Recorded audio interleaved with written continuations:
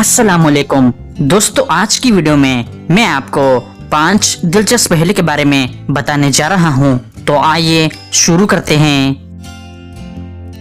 पहेली नंबर 1, मौत के अलावा और किस वक्त रूह कब्ज की जाती है?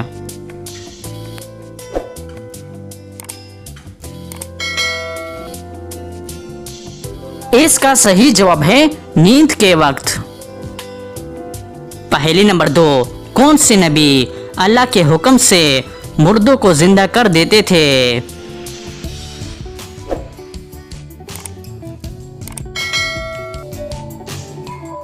सही जवाब है हजरत ईसा अलैहिस्सलाम। पहेली नंबर 3, वो कौन सी लकड़ी थी जिसकी वजह से बहुत से लोग अल्लाह पर ईमान ले आए?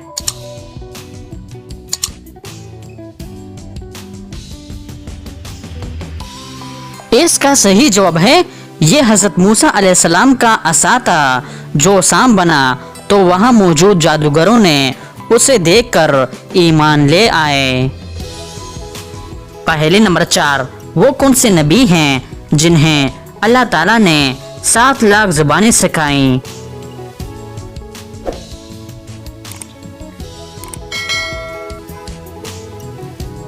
सही जवाब है हजरत आदम अलैहिस्सलाम।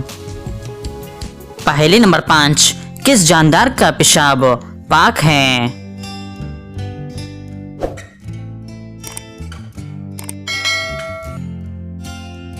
इसका सही जवाब है चमगादड़ का।